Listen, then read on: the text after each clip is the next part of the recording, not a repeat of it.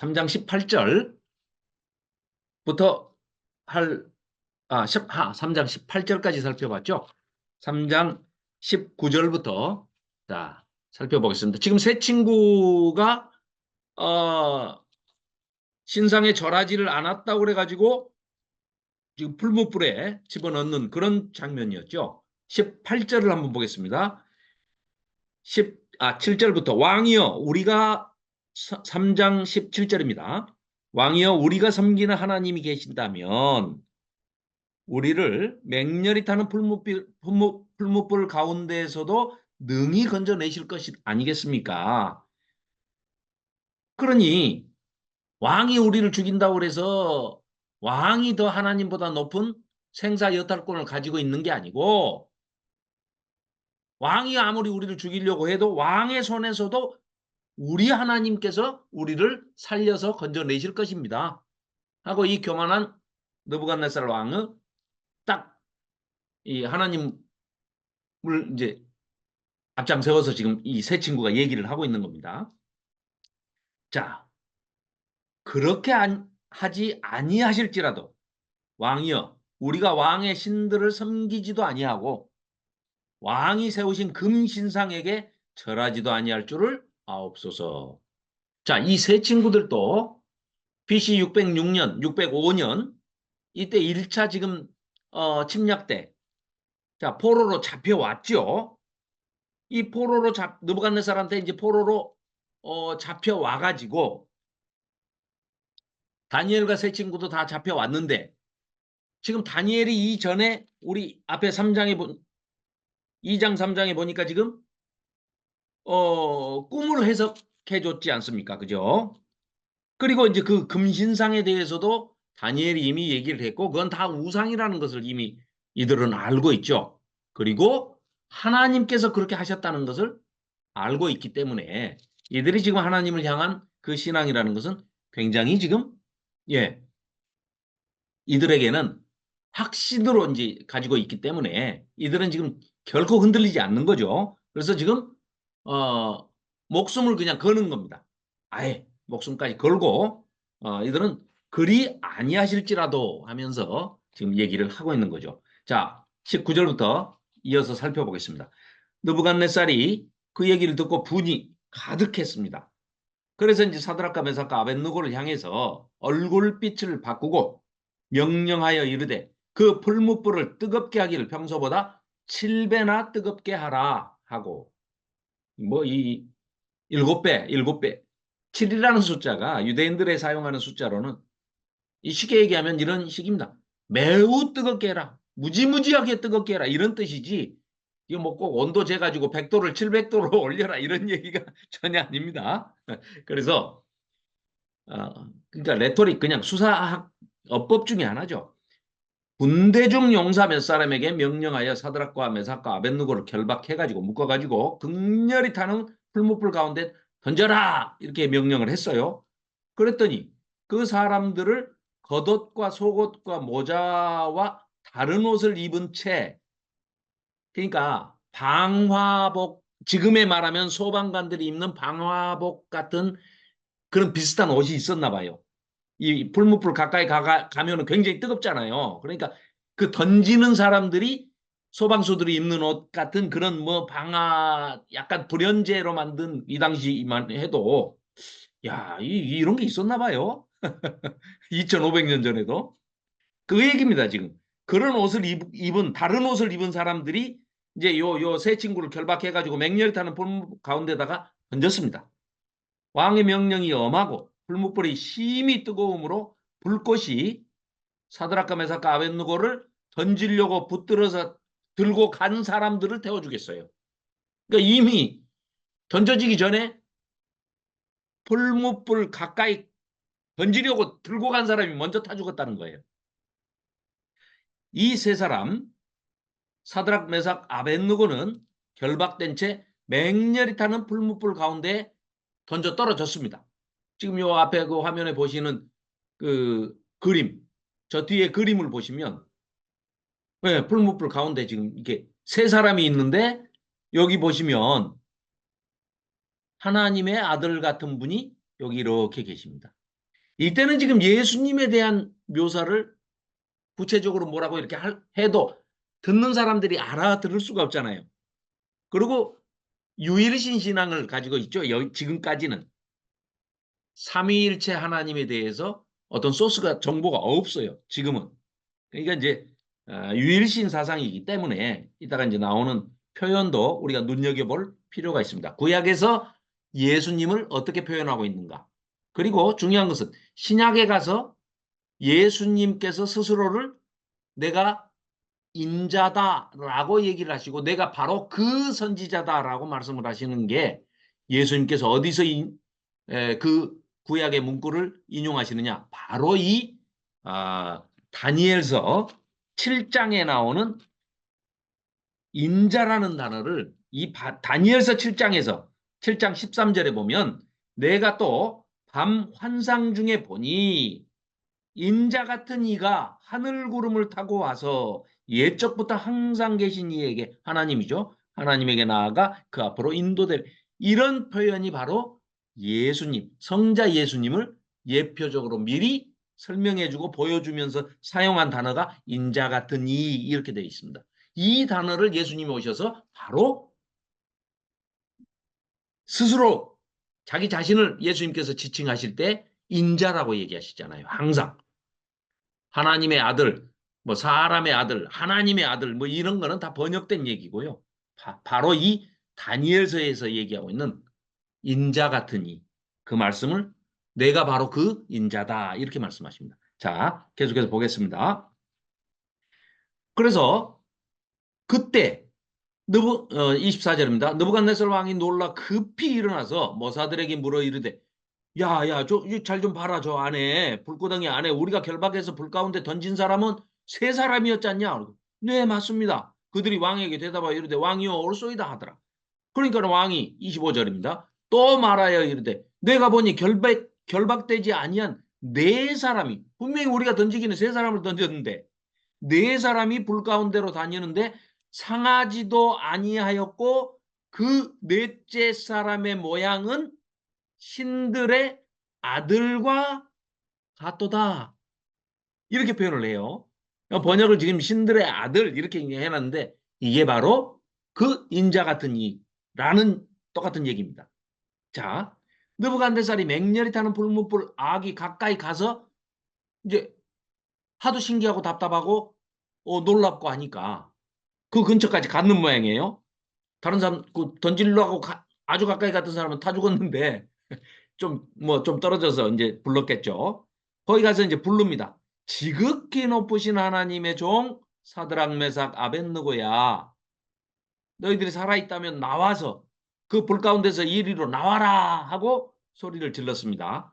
그러니까 그 안에서 불 가운데에 있던 세 사람이 사드락과 메삭과 아벳느고가 아니죠. 뭐 하나냐 미사엘 아사랴가 불 가운데서 나왔습니다. 나온지라. 그러니까 이 느부갓네살이 이때까지만 해도 지금 하나님이 자기 하나님은 아니죠. 누구의 하나님이냐? 사드락과 메삭과 아벳느고의 하나님. 하나냐 미사엘 아사랴의 하나님도 아니에요. 자기가 이름 바꿔줘가지고 사드락 메삭 아벳느고의 하나님 이제 이 정도로 나중에는 이제 완전히 자기 하나님인 걸 이제 깨닫게 됩니다. 자, 그래서 이렇게 불 가운데서 나왔습니다. 27절 총독과 지사와 행정관과 왕의 모사들이 모여 이 사람들을 본즉 불이 능히 그들의 몸을 해하지도 못했고 머리털 한 올도 그을리지 아니하였습니다. 겉옷빛도 변하지 아니하였고 불탄 그런 냄새조차도 없었더라.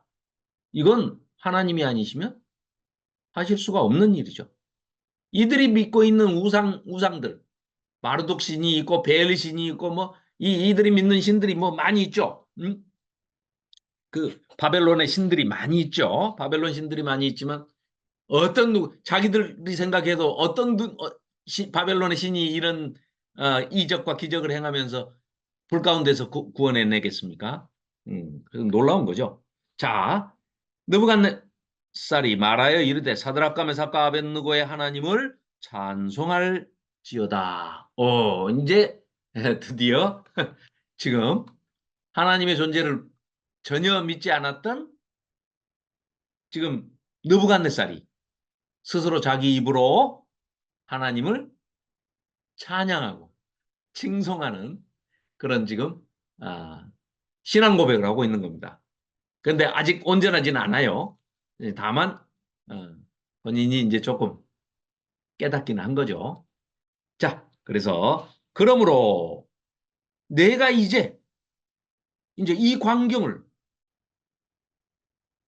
아니구나. 28절 찬송할지로다 그가 그의 천사를 보내자. 그러니까 하나님께서 하나님의 천사를 보내셔가지고 하나님을 의뢰하고 그들의 몸을 바쳐 왕의 명령, 자기 명령을 거역하고 그 하나님 밖에는 다른 신을 아예 우상이라고 섬기지도 아니하는 그리고 절하지도 아니하는 그 이 종들을 사드락 메삭 아벳느고 이 하나님의 종들을 구원하셨도다. 이건 정말 아주 완벽하게 지금 자기가 신앙 고백을 하고 있습니다. 그러므로 내가 이제 조서를 내리노니 각 백성과 각 나라와 각 언어를 말하는 자가 모두 사드락과 메삭과 아벳느고의 하나님께 경솔하게 말하거나 하나님을 욕되게 하는 그런 말들을 망발된 망언을 하거나 이런 사람이 있으면 그 몸을 쪼개버리고 그 사람의 집을 걸음토로 삼을지니 아주 삼족을 멸하겠다 그 얘기죠. 예, 우리 같으면 이는 이같이 사람을 구원할 하나님 같은 분 다른 신이 하나님 같은 분은 없다. 이렇게 고백을 합니다. 왕이 드디어 사드락과 메삭과 아벳느고를 바벨론 지방에서 더욱 높이니라. 자, 그러면 지금 우상을 지금 두라평지에 만들어 놓고 거기 금신상에다가 절을 하라고 그것 때문에 이제 이 사단이 벌어졌는데 이 세 친구가 지금 절을 하지 않았습니다. 그래서 이제 당연히 죽이기로 이제 조서를 내렸기 때문에 풀무불 가운데다가 던졌죠. 그런데 기적적으로 지금 이렇게 살아나왔어요. 그걸 보고 느부갓네살이 깨닫고 그걸 아예 조서로 써가지고 그냥 칙령으로 내려버리는 겁니다. 이 사람들은 자 그러면은 이들로 인해서 다니엘과 세 친구로 인해서 우상에게 앞으로 절하지 않아도 되는 허가를 받은 거죠. 나중에 우리가 이제 몇십 년이 지난 다음에 70년이 지난 다음에 전부 포로 잡혀온 사람들이 다시 예루살렘으로 돌아가죠. 귀환하죠. 전부 다는 아니고 일부 또 남아있는 사람들도 있죠. 그 중에 왕비가 된 사람이 그 유명한 에스더가 있잖아요. 그때 에스더 때 에스더의 그 사촌 오빠 된 이종 사촌 오빠 된 모르드게가 절을 안 한 이유가 뭐겠어요? 지금 조서에 써져 가지고 절 안 해도 되는 그러니까 다른 나라에서 잡아온 포로들은 절해야 되겠죠. 그런데 예루살렘에서 잡혀온 이 유대인들은 우상에게 절하지 않아도 되는 조서가 쓰여진 게 바로 느부갓네살 때 이때라는 겁니다. 다니엘과 세 친구 때문에 이런 조서가 쓰였다 하는 얘기입니다. 자, 그렇다면 하나님께서는 지금 이런 일련의 과정을 통해서 역사적인 어떤 현실을 과정을 통해서 뭐를 보여주시고자 하느냐. 자, 이 느부갓네살도 뭐 어떤 플랜을 짜가지고 계획을 가지고 뭐 이렇게 하는 것 같고 또 그 신하들도 뭐 시기 질투로 또 뭐 다니엘도 없애버리려고 하고 하나냐 미사엘 아사랴 다니엘의 세 친구 사드락 메삭 아벳느고 이 세 친구들도 없애버리려 하고 막 하고 있는 것 같지만 이게 조금 원대한 눈으로 좀 거대한 눈으로 시선으로 우리가 조금 멀리 떨어져서 이렇게 딱 보면 사실은 이게 왕의 계획도 아니고 느부갓네살의 뭐 플랜도 아니고 신하들의 뭐 이런 것도 아니고 하나님의 마스터 플랜이라는 거죠. 하나님의 계획이 하나님의 플랜이 지금 하나님의 의도하심 하나님의 섭리하심이 지금 눈에 보이지 않는 하나님의 손에 의해서 움직여지면서 하나님의 뜻이 결국은 이루어지는, 성취되는 그런 과정 속에 있다 하는 것이죠. 그러니까 이런 모든 마스터 플랜이 하나님의 계획이 이루어지는 그 과정에 먼저 예레미야 선지자를 통해서 너희가 70년 동안 포로 생활을 하게 될 것이다. 그래서 예루살렘, 하나님의 성전이 있는 예루살렘이 황무해지고 황폐해지는 기간이 있을 것이다. 그런데 오래지는 않을 것이다. 그 기간이 70년이다. 해서 우리가 지난번에 우리 공부했던 예레미야서에서 이미 밝혔죠. 70년이라는 것을.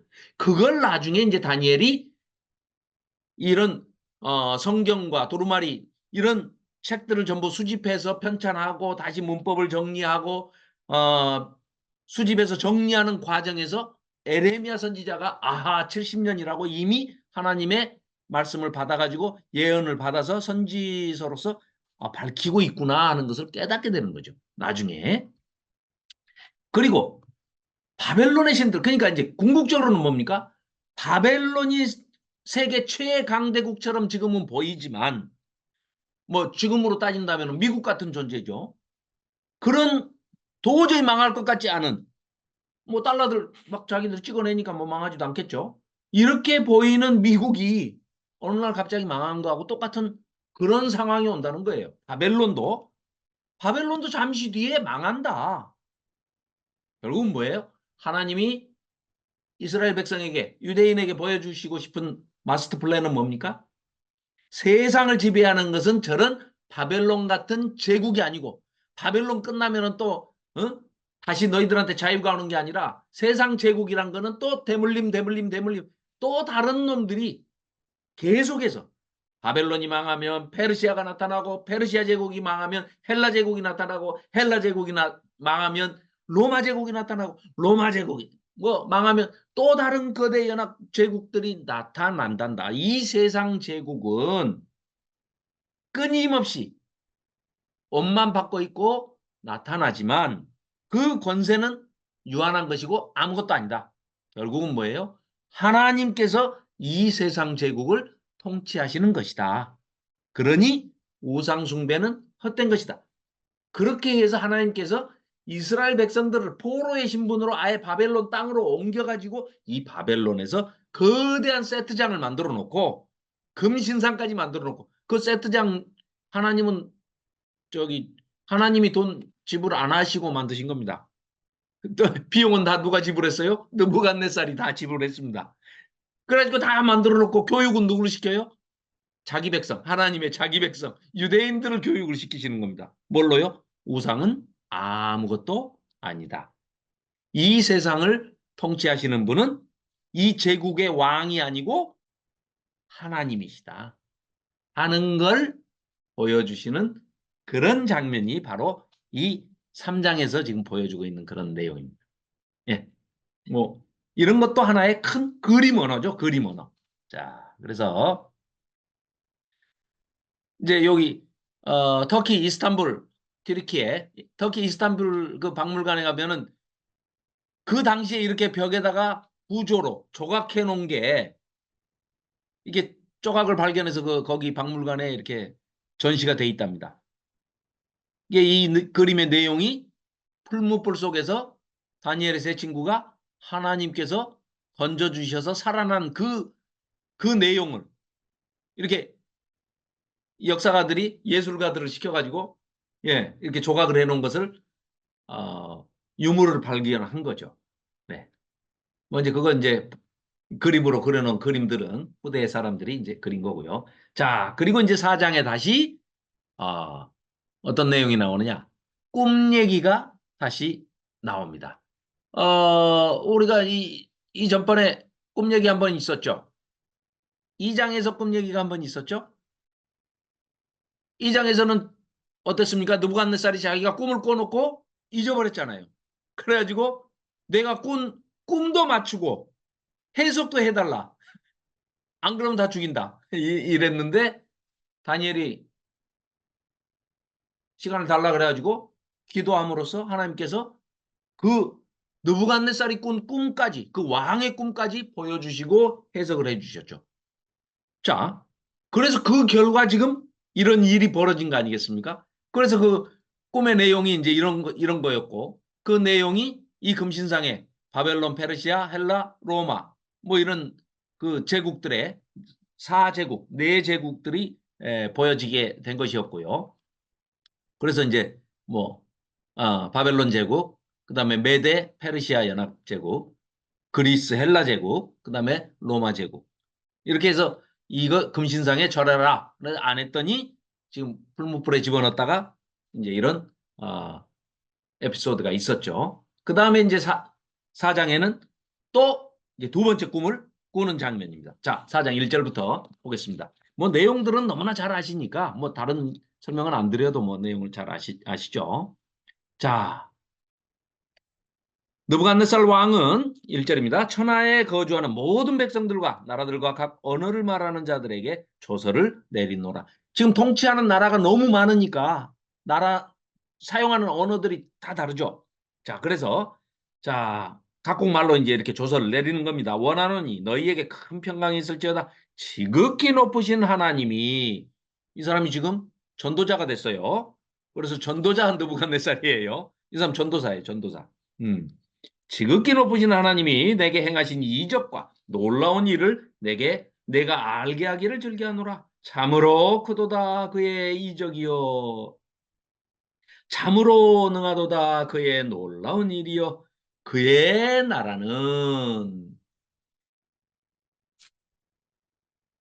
영원한 나라요. 그의 통치는 대대에 이르리로다. 나 느부갓네살이 내 집에 편히 있으며 내 궁에서 평강할 때 한 꿈을 꿨는데 그로 말미암아 두려워하였으니 자기가 꿔놓고도 이번에는 이제 내용은 안 잊어버렸어요. 그런데 그 내용이 굉장히 두려워요. 그래서 지금 굉장히 불길한 생각도 이제 한편 드는 겁니다. 그런데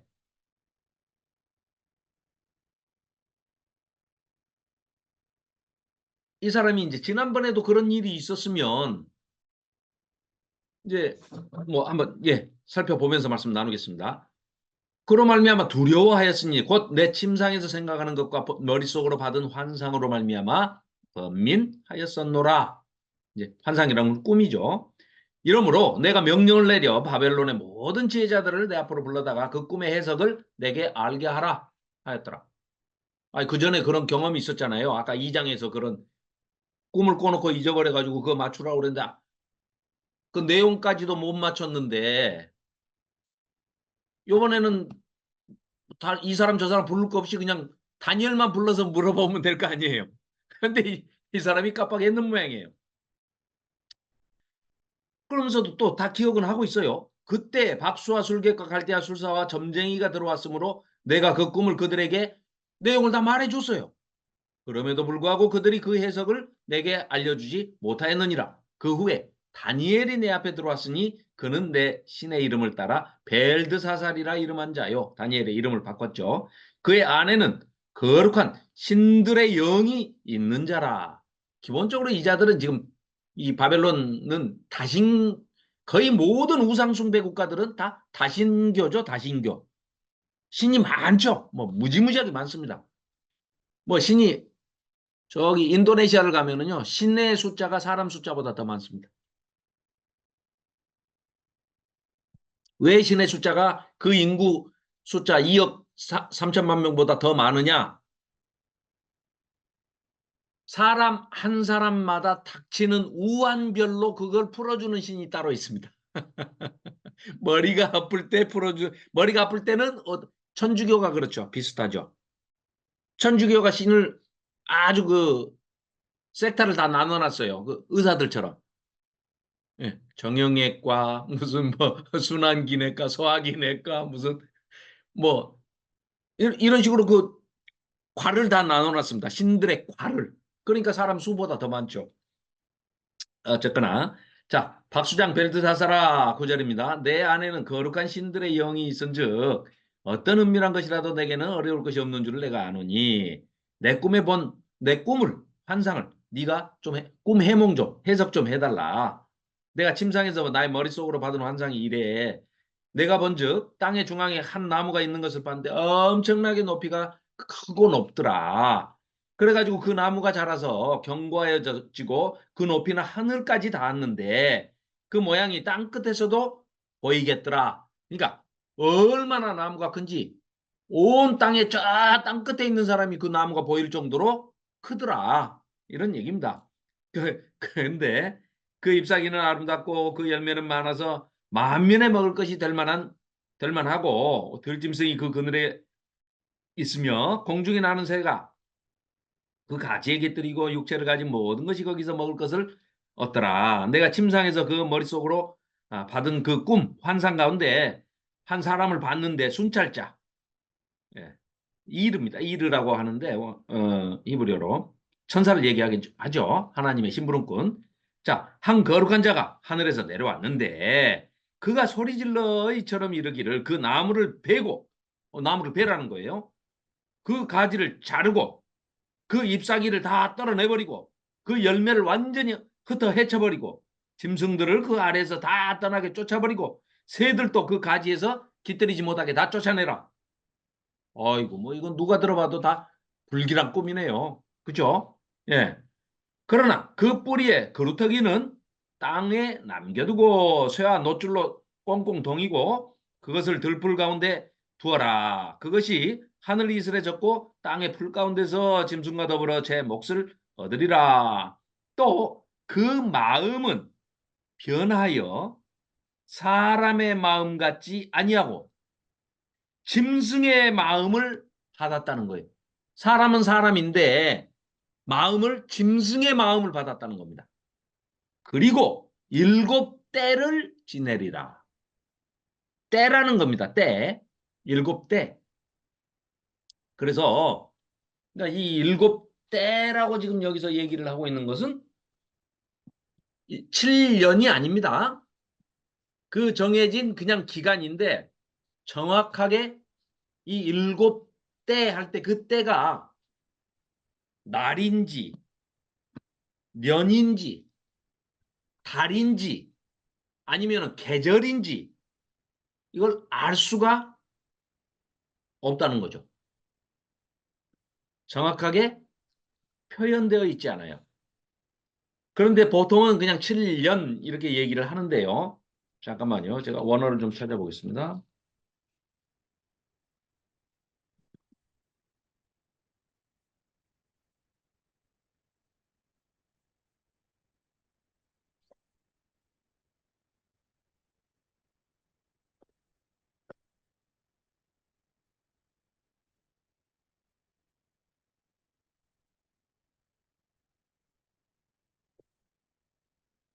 어이구 어렵네.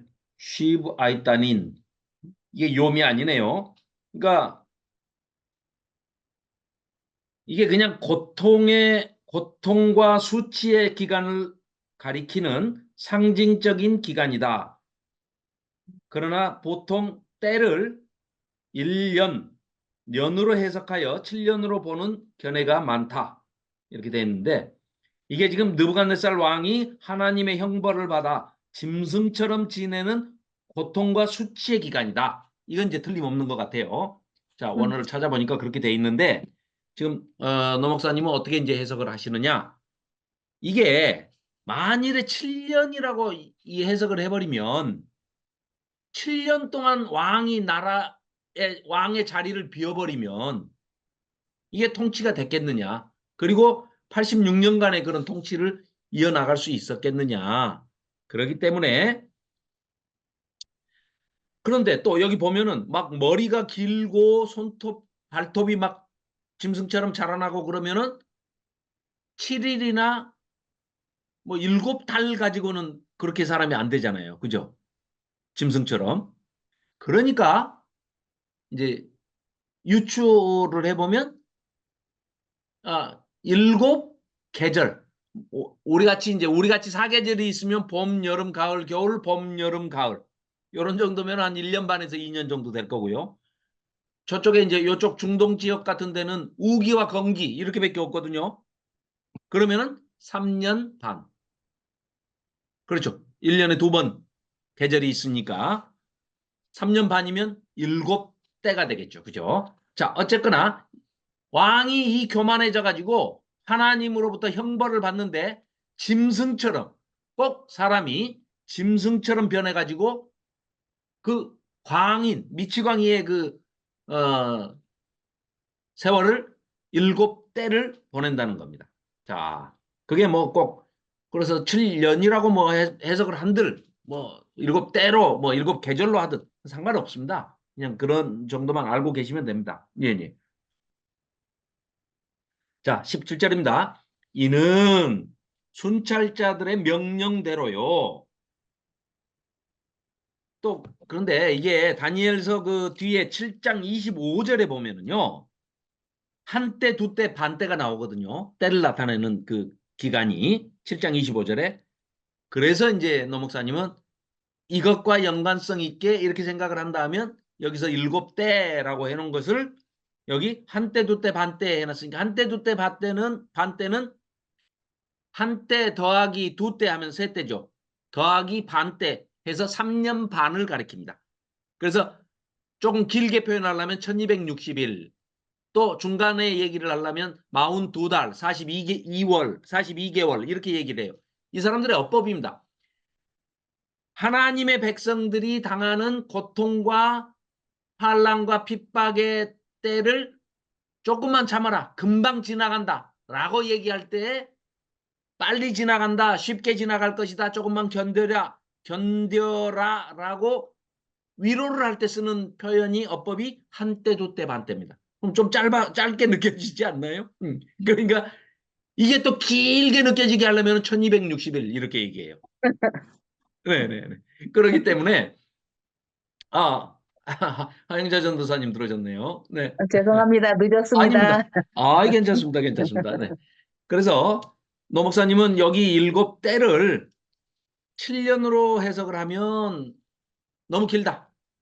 왜? 왕의 통치 기간. 전체 신바벨로니아의 그 바벨론의 통치 기간이 86년인데 거기서 7년씩이나 느부갓네살이 비었을 것은 조금 무리한 해석이다. 그렇기 때문에 여기 때가 방금 말씀드린 대로 7장 25절에서도 한때, 두때, 반때 이렇게 표현을 하고 있기 때문에 이거와 연계지어서 얘기한다면 3년 반 정도 시간일 것이다. 이렇게 말씀을 하시는데 그게 합리적으로 우리가 유추했을 때 가장 받아들이기 합당한 그런 해석이다. 이렇게 생각해서 저도 마찬가지로 노 목사님 말씀을 여러분들께 그대로 전해드립니다. 그러니까 누가 7년이라고 그렇게 해석하는 사람이 있다고 그래서 그분하고 싸우지 마십시오. 그냥 그런가 보다 하시면 됩니다. 자, 그래서 네, 이는 17절 이는 순찰자들의 명령대로요. 거룩한 자들의 말대로니 지극히 높으신 이가 사람의 나라를 다스리시며. 그러니까 이걸 확실하게 지금 보여주시는 거죠. 아까 신상에 절하지 않는다고 그래서 왕이 감히 내가 너희들을 죽이려고 맘만 먹으면 죽일 수 있는데 너희 하나님이 내 손에서 너희들의 목숨을 구해낼 수 있다고? 라고 교만을 떨었죠.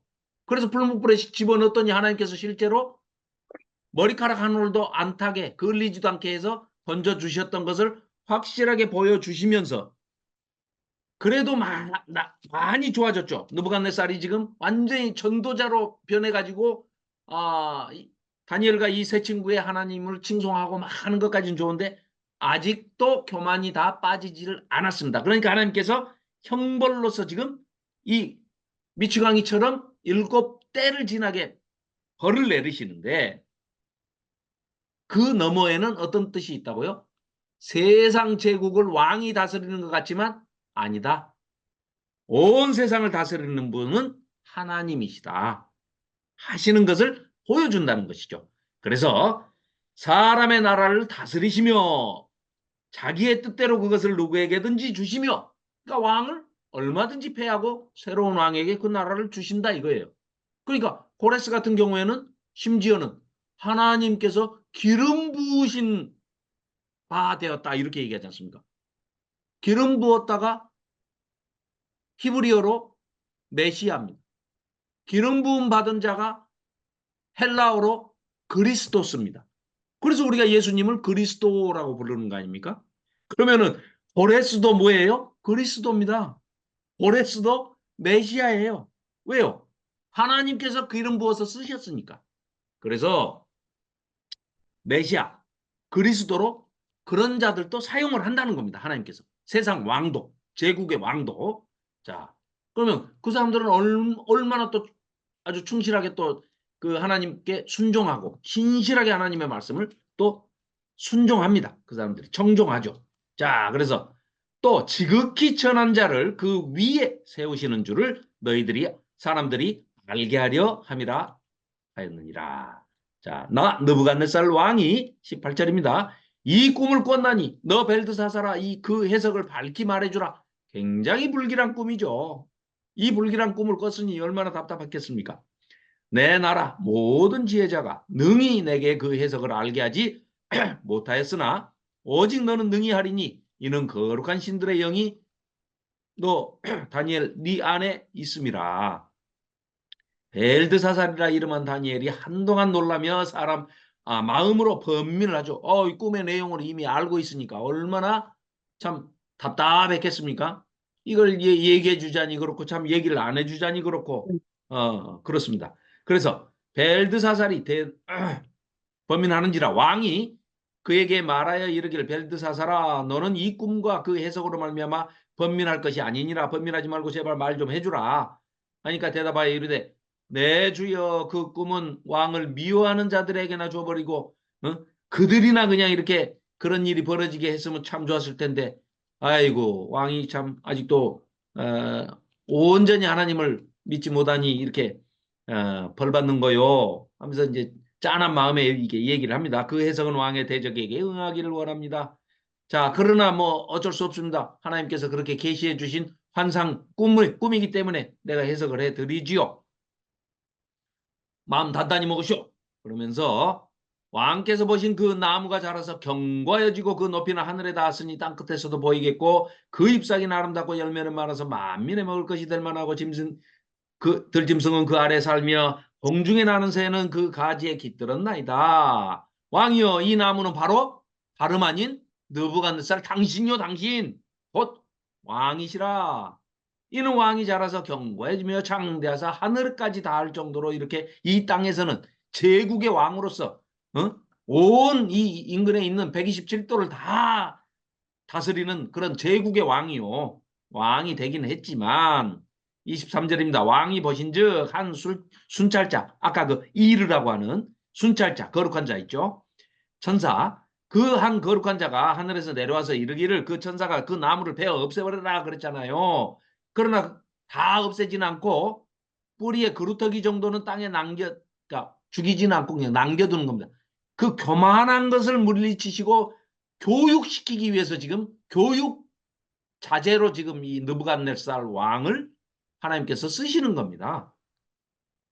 자, 그래서 그루터기는 땅에 남겨두고 쇠와 놋줄로 동이고 그것을 들풀 가운데서 두라고 했죠. 그것이 하늘이 쓰러졌고 또 들짐승들과 더불어 제 몫을 얻으며 7대를 지내리라 하였나이다. 왕이여 그 해석은 이러요. 곧 지극히 높으신 이가 하나님께서 명령하신 것이 당신 느부갓네살에게 왕에게 미칠 것이요. 왕이 사람에게서 쫓겨나가지고 들짐승과 함께 살며 소처럼 풀을 뜯어먹으며 하늘 이슬에 젖을 것이요. 이와 같이 7대를 지낼 것인데 그때 지극히 높으신 이가 사람의 나라를 다스리시며 그 하나님의 뜻대로 그 나라도 누구에게든지 주어버리실 줄을 당신이 깨달아라. 당신이 왜 이런 벌을 하나님으로부터 받았다고? 교만하기 때문에 그 설명을 하는 과정입니다. 또 그들이 그 나무 뿌리에 그루터기를 남겨두라 하였은즉 하나님이 다스리신 줄을 왕이 깨달은 후에야 그 다음에 하나님께서 이 바벨론을 당신 느부갓네살이 다스리는 이 바벨론을 견고하게 하실 것이다. 27절입니다. 그런즉 왕이여 내가 아뢰는 것을 받으시고 의를 행함으로써 죄를 사하고 그러니까 이 형벌을 받고 느부갓네살이 깨달아서 뭐를 깨닫게 하시기를 하나님이 원하셨다고요? 1번 공의를 행함으로. 그러죠? 두 번째 가난한 자를 긍휼히 여김으로. 그러면은 네 죄를 느부갓네살 왕의 죄를 다 사해 주시고 사해 주실 것이다. 죄악을 사해 주실 것이다. 그러면 그 결과 당신 짐승처럼 그렇게 미치광이로 살던 것도 끝내고 왕의 편안함이 혹시 장구할 것이다. 하나님께서 그렇게 해 주실 거예요. 사실은 그래서 신바벨론 86년 중에요. 거의 이 느부갓네살이 30 몇 년인가를 통치를 합니다. 거의 뭐 40년 가까이를 통치해요. 네네. 그렇습니다. 이렇게 확인 한번 해볼까요? 잠깐만요. 지난번에 우리가 살펴봤던 게 네네. 그렇죠. 605년부터 562년까지니까 43년간을 통치합니다. 대단하죠. 자기 아버지 나보폴라살이 20년 통치하고요. 86년 중에 느부갓네살이 43년을 통치합니다. 그리고 이제 뭐 나머지는 뭐 2년, 4년, 1년 뭐 이런 정도입니다. 네. 자, 이어서 계속해서 보겠습니다. 자, 이 모든 일이 나 느부갓네살 왕에게 임하였느니라. 여기서는 지금 느부갓네살 왕이 나라고 자기가 지금 쓰는 것처럼 이렇게 표현을 하죠. 12달이 지난 후에, 그러니까 1년 이렇게 꿈 해몽을 딱 해주셔놓고도 다니엘을 통해서 듣게 하시고 선포하게 하셔놓고도 1년간 유예 기간을 주십니다. 그러니까 1년 동안 놔둬요. 그러니까 이 느부갓네살 왕이 속으로 어땠겠어요? 아이고 나를 뭐 짐승처럼 뭐 풀 뜯어먹고 뭐 청초에서 이슬을 받아먹고 살고 들짐승들과 짐승하고 함께 산다고 하더니 좀 봐주실래나? 괜찮네. 괜찮네. 한 달, 두 달 이래가지고 1년이 가버린 겁니다. 에이 이제 괜찮겠지 뭐 1년이나 끄떡 없었는데 할 때 교만한 마음이 들 때 벌하십니다. 12달이 지나가지고 내가라고 하죠. 지금 느부갓네살이 1인칭 시점에서 쓰고 있습니다. 바벨론 왕궁 근데 히브리어로는 그가 이렇게 돼 있어요. 3인칭으로. 그러니까 이제 번역자가 이제 그렇게 쓴 건데 뭐 그건 뭐 역사는 그러니까 관점 우리 지난번에 관점 다니엘의 관점을 얘기했었죠. 1인칭 시점에서 계시 쪽으로 가면은 이제 3인칭 시점으로 가는 이 1인칭 3인칭 이제 좀 나눠 쓴 그런 부분들이 있습니다. 가다가 나 다니엘은 이렇게 해서 이런 것 때문에 뭐 이걸 다니엘이 썼니 안 썼니 하고 뭐 저작서를 가지고 이제 여러 얘기가 있는데요. 그건 전혀 뭐 신경 쓸 거 없습니다. 자, 그래서 이제 내가 이제 교만에 빠졌습니다. 지금부터 이제 느부갓네살이 내가 복음을 읽기 시작합니다. 그래서 아마 우리말로 번역할 때도 일부러 내가 이렇게 1인칭으로 표현을 한 것 같아요. 내가 바벨론 왕궁 지붕을 거닐면서 왕궁에서 내려다보니까 바벨론 성이 너무너무 막 기가 막힌 거예요. 아주 그냥 저 높은 곳에서 그 당시에 지금도 풀리지 않는 7대 불가사의 중에 하나가 공중정원입니다. 지금 우리나라 아파트 높이로 따지면 한 8층 정도 되는 높이까지 모타도 없는데 펌프도 없는데 어떻게 물을 끌어올려 가지고 거기서부터 물이 흘러내려와 가지고 그 공중정원을 만든 거예요. 이 바벨론 이 느부갓네살이. 그 나중에 그 사진 보여드리겠습니다. 그런 정도니까 이제 딱 내려다보면서 그냥 자긴 잘못한 게 하나도 없고 누구처럼 자긴 잘하고 있는데 전달이 잘 안 되는 그런 이상한 돼지가 하나 있죠. 멧돼지가. 근데 요 이제 교만이 딱 들어가니까 느부갓네살이 그런 것을 하는 겁니다. 나 나오면은 동그랗게 해 보십시오. 개수 여러 번 나올 겁니다.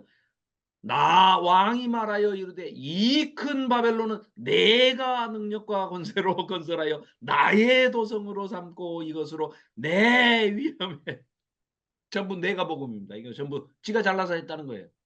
예.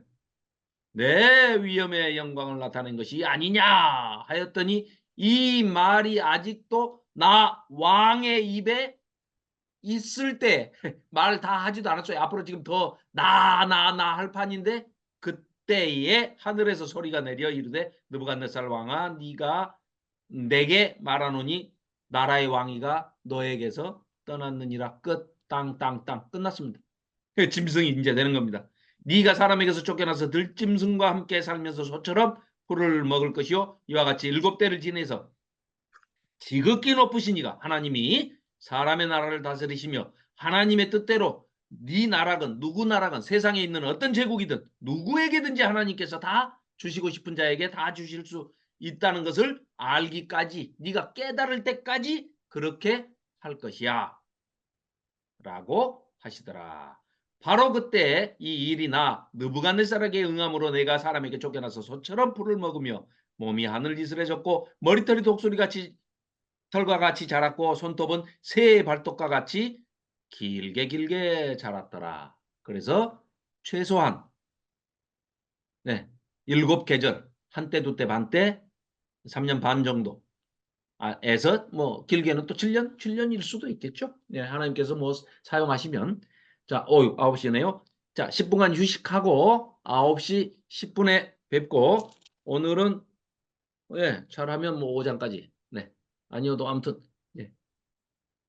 10분 뒤에 뵙겠습니다. 차 한 잔씩 하시죠. 네.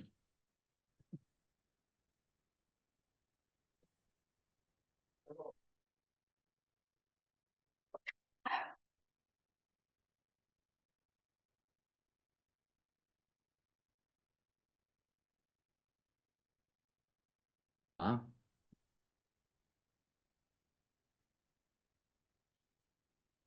자, 자료 좀 잠깐 보겠습니다.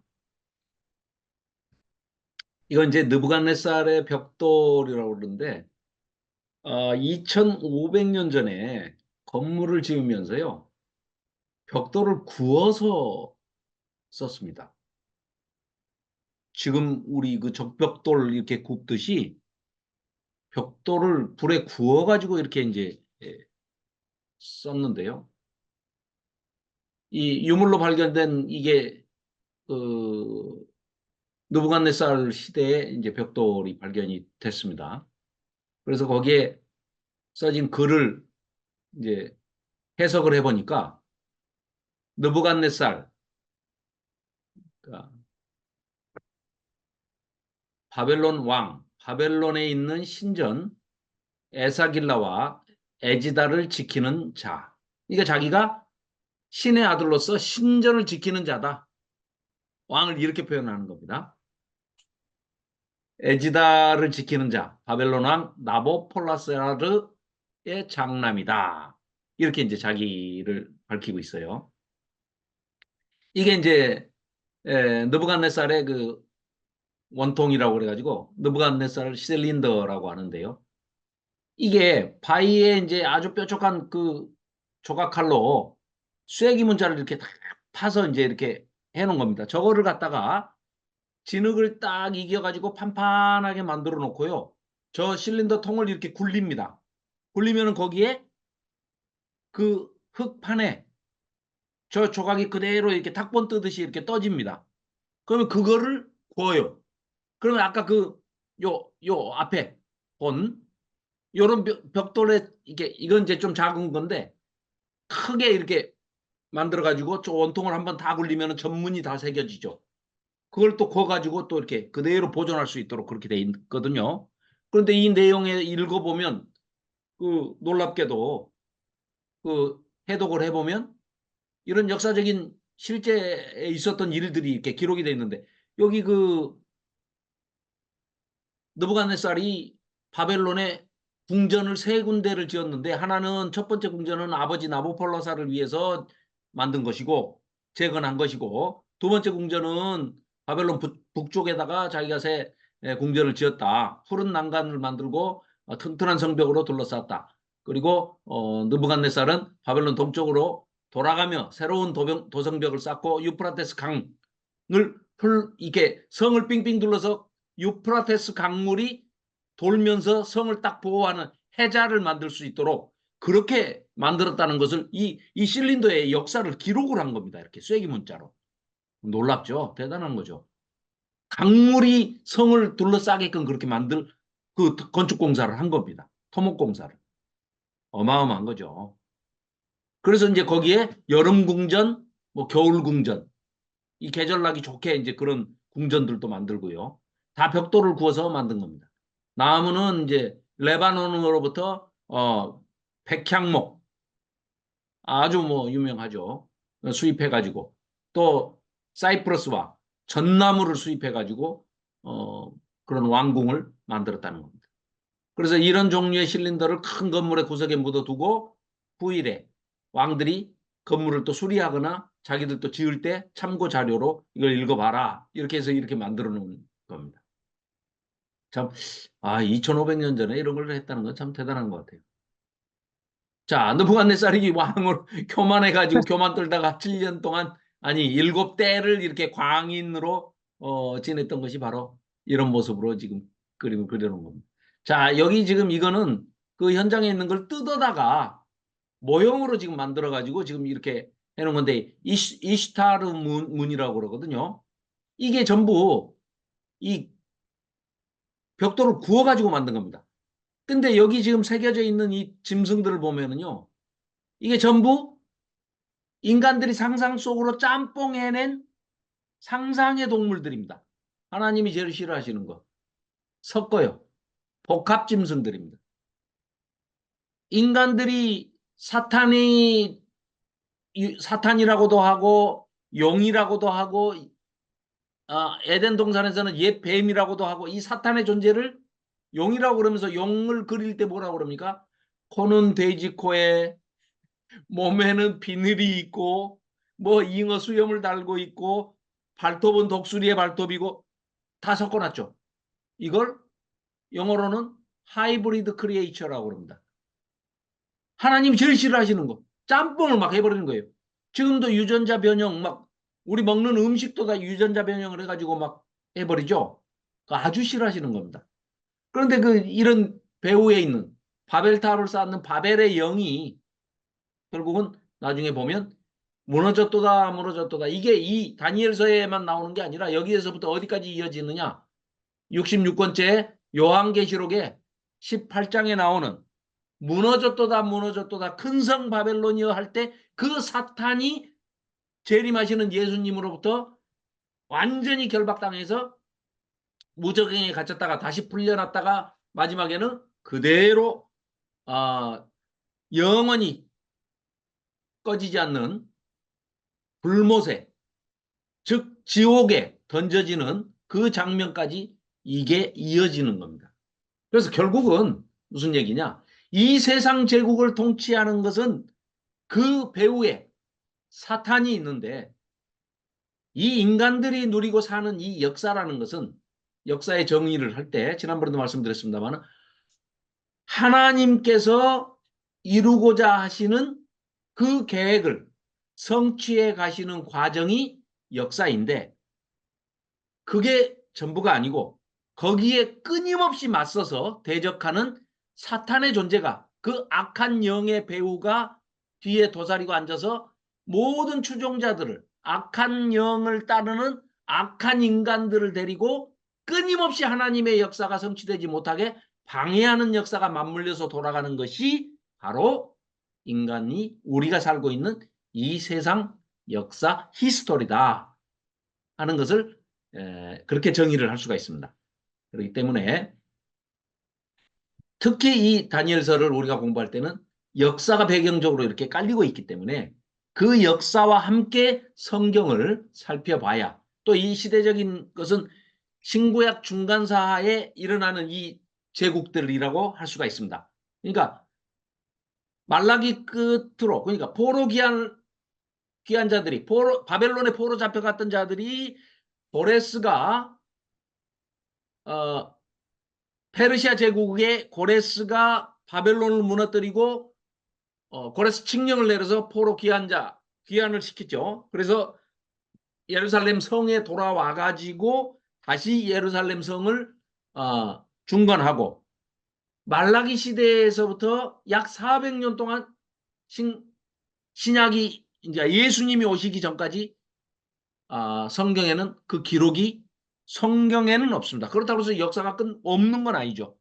인간의 역사는 계속되는데 그걸 우리가 성경에 없지만 따로 그 역사를 반드시 알아야 된다 해가지고 우리가 공부를 하는 게 신구약 중간사죠. 우리가 이제 예언서 끝나고 나면은요, 말라기 한 다음에는 신구약 중간사를 살펴볼 겁니다. 그래서 신구약 중간사를 살펴보고 신약으로 들어갈 건데요.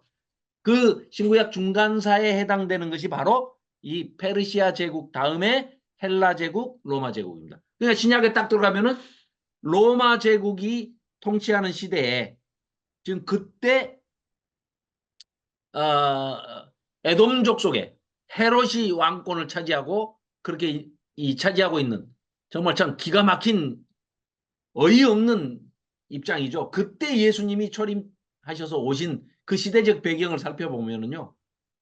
우리 대한민국은 저리 가랍니다. 뭐 이 35년 일본에 그 지배당한 것 가지고도 이를 지금까지도 뿌득뿌득 갈고 있는데 이 사람들은 이미 1000년이 넘는 겁니다. 지금 1000년이 넘도록 지금 식민 치하에 있는 겁니다.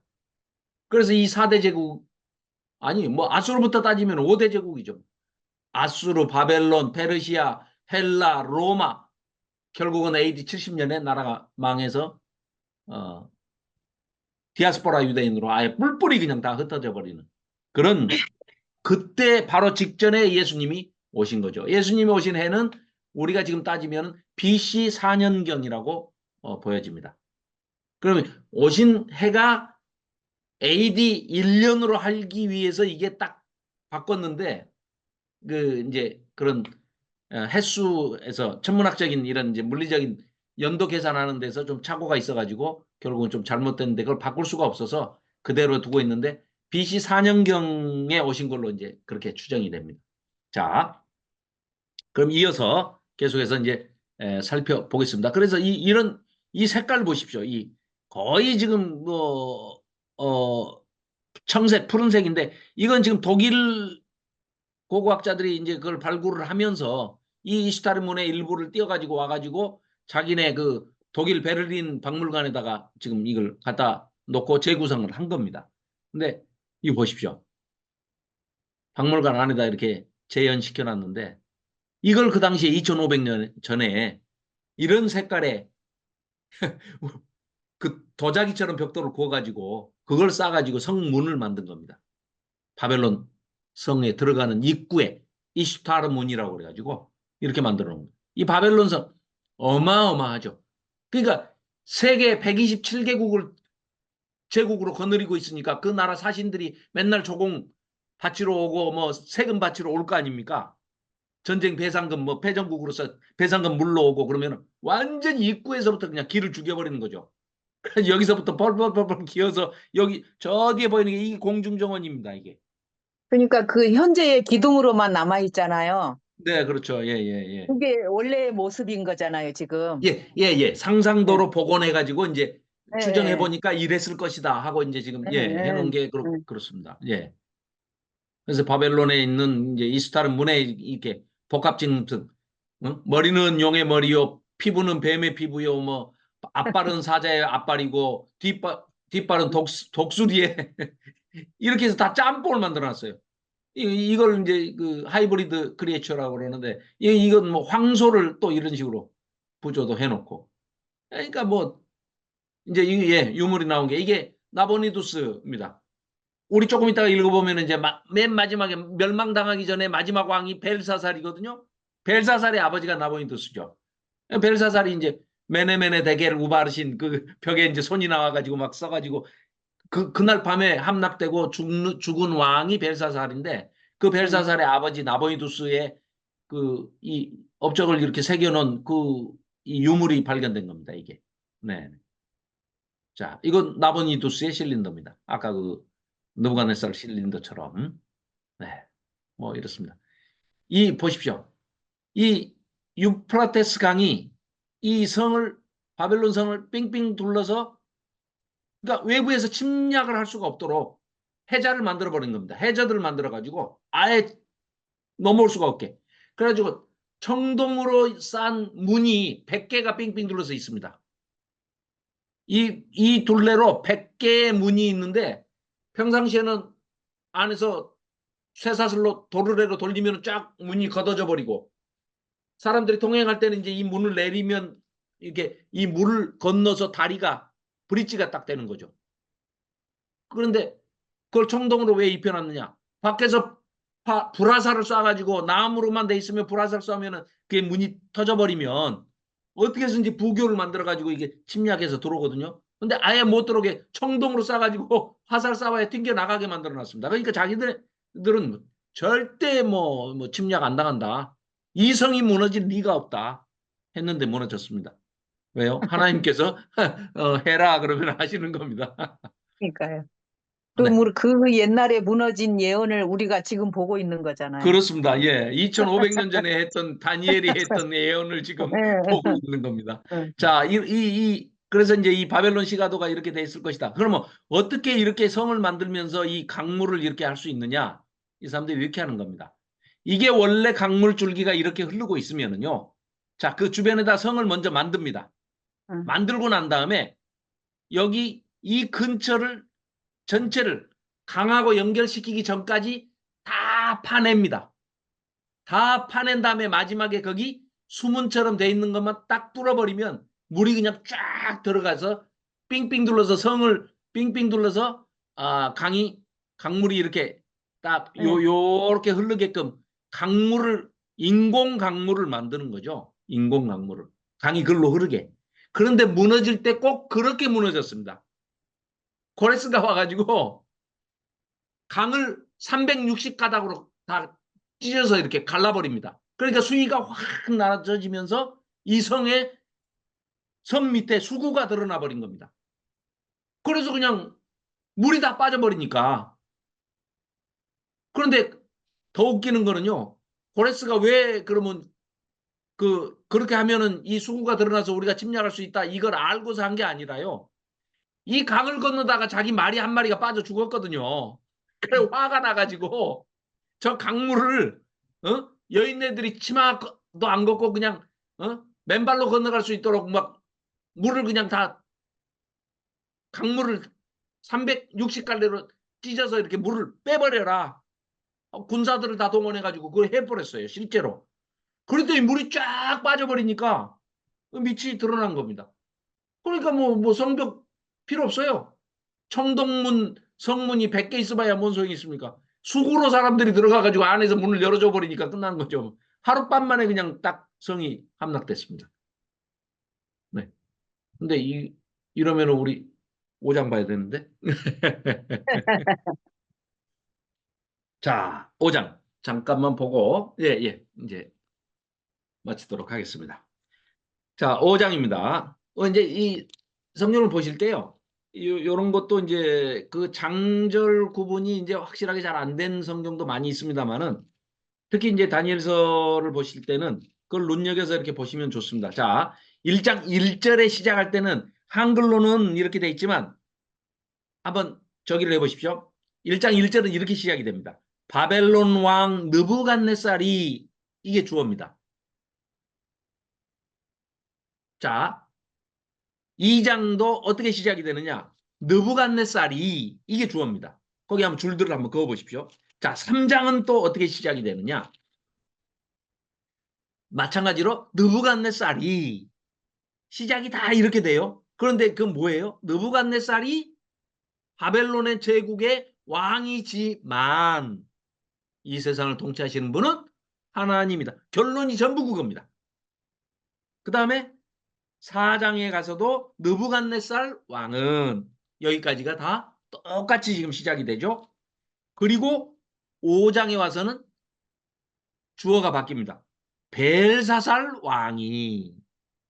그러면 이제 지금 느부갓네살은 두 번째 왕이고 지금 벨사살은 지금 86년 아니 저기 지금 벨사살 왕은 바벨론의 지금 마지막 왕입니다. 이제 멸망당하는 왕이에요. 느부갓네살은 두 번째 왕이고요. 아까 그 우리 왕 86년 통치할 때 그 왕 보셨죠? 느부갓네살은 이제 나보폴라살의 아들이니까 여기 보시면 나보폴라살 1대 왕이죠. 느부갓네살 2대 왕이죠. 에윌무로닥 마르둑 왕이 3대 왕이죠. 그리고 이 마르둑을 네르갈 사레셀이 매형인데 자기 처남을 죽여버렸어요. 그리고 자기가 왕이 돼버렸어요. 그래가지고 라바시마루도 또 그다음에 들어오고 1년도 채 못 있다가 죽고 나보니두스가 이제 그 뒤를 잇죠. 그 나보니두스의 아들이 벨사살입니다. 이 벨사살이 망해버리는 거죠. 이때 이제 바벨론이 망하는 겁니다. 자, 그래서 네, 5장. 자, 무너지는 장면입니다. 벨사살 왕이 밖에는 지금 고레스가 와서 바벨론을 삥삥삥삥 둘러싸고 있는 이제 성을 둘러싸고 있는데 안에서 생각할 때 벨사살은 뭐라고 생각하겠습니까? 감히 성벽이 높이가 100m요, 폭이 36m요, 마차들이 막 이렇게 그 성벽 위에 도로를 막 행진을 하고 다닐 정도로 그렇게 크고 위용 있고 도무지 뭐 어느 누구도 성벽 문을 청동문이 100개나 있는데 이 안에서 열어주지 않으면 어느 누구도 강을 뭐 날라가지고 올라올 100m 높이를 또 올라올 자는 없다. 이렇게 하고 있는데 안에서 이제 일부러 뭐라 그럴까요? 이제 좀그 두렵지 않다 하는 걸 보여주기 위해서 잔치를 이제 배설을 했습니다. 가지고 벨사살 왕이 귀족 1000명을 초대해가지고 큰 잔치를 베풀고 있습니다. 이 잔치가 뭐라고요? 밖에는 지금 고레스가 페르시아의 고레스가 바벨론을 함락시키려고 빙빙 둘러싸고 있는데 지금 안에서는 잔치를 하고 있는 겁니다. 그 1000명 앞에서 술을 마시니라. 2절입니다. 벨사살이 술을 마실 때에 명하여 그에 붙인 느부갓네살, 여기서 붙이는 자기 아버지는 느부갓네살이 아니죠. 사실은 나보이투스가 자기 친아버지인데 여기 붙인 이게 조상 이런 뜻입니다. 선조. 근데 실제로 따지면 뭐 증조 할아버지쯤 되겠죠. 조상 느부갓네살이 예루살렘 성전에서 탈취하여 온 금그릇, 은그릇, 하나님 성전에서 쓰던 기명입니다. 그런 것을 가져오라고 명했습니다. 그래가지고 이제 죽을 짓을 하는 거죠. 하나님 성전에서 쓰던 것을 갖고 와라. 그래가지고 이는 왕과 귀족들과 왕후들과 후궁들이 다 그것으로 마시기를 원했기 때문이죠. 자, 그래서 이에 예루살렘의 하나님의 전 성소 중에서 탈취하여 온 금그릇을 가져오매 왕이 그 귀족들과 왕후들과 후궁들과 더불어 그것으로 마시더라. 이게 죽을 짓을 한 겁니다. 그들이 술을 마시고는 그 금, 은, 구리, 쇠, 나무, 돌로 만든 신들을 그러니까 밖에 지금 도라평지 세워놓은 금신상이죠. 다니엘이 꿈 해몽해줬던 그 우상을 찬양한 겁니다. 그때에 사람의 손가락이 그러니까 손만 그냥 나타난 겁니다. 얼마나 놀랬겠습니까? 잔치를 한참 하고 막 하나님의 성전에서 가져온 금그릇으로 막 술을 마시고 막 이러고 있는데 손이 그냥 쫙 나와가지고 벽에 나와서 글을 쓰고 있는 겁니다. 그래서 왕궁 촛대 맞은편 석회벽에 글자를 쓰는데 왕이 그 글자 쓰는 손가락을 보고 얼굴빛이 변하고 얼마나 놀랬는지 넓적다리 마디가 녹는 듯하고 서로 무릎이 막 다다다다닥 소리가 나도록 부딪혔다는 얘기입니다. 자, 그래서 어떻게 망하는지는 다음 주에 보도록 하고 오늘은 여기까지만 하겠습니다. 자, 그래서 이제 다음 주에 이 메네메네 데켈 우바르신 이 손이 나와서 쓴 글씨는 뭐며 뜻은 무엇이며 어떻게 망하고 그러면 왜 이런 일들을 하나님께서는 계획하시고 하나님의 마스터 플랜으로 이렇게 행하셨는지 그 이유는 뭐 아까도 이제 여러 차례 말씀드렸기 때문에 우리가 전체적으로 이 다니엘서가 우리에게 전해주고자 하는 메시지는 무엇인가? 세상 나라는 제국의 왕들이 통치하는 것이 아니라 그들의 배후에는 물론 사탄의 영이 있겠지만 바벨의 영이 있지만 그 바벨론을 통치하는 것은 하나님께서 적극적으로 이 역사에 개입하셔서 하나님의 마스터 플랜, 하나님의 그 계획하심, 섭리하심, 하나님의 통치를 성취하시고 이루시기 위해서 역사를 이끌고 가시고 특히 이 다니엘 시대에는 하나님께서 적극적으로 개입을 하셔서 원하시는 게 뭐였습니까? 이 자기 백성들이 포로가 돼서 잡혀왔지만 이 바벨론 포로 시절에 우상 숭배가 완전히 끝나고 하나님 외에는 삼천하지의 하나님 외에는 신이 없다. 모든 신은 가짜다. 그리고 세상을 통치하는 자들은 제국의 왕들이 아니라 우리 주 하나님이시다 하는 것을 알려주시기 위해서 이러한 마스터 플랜들을 진행하셨다 하는 것을 자 이어서 다음 주에 살펴보도록 하겠습니다.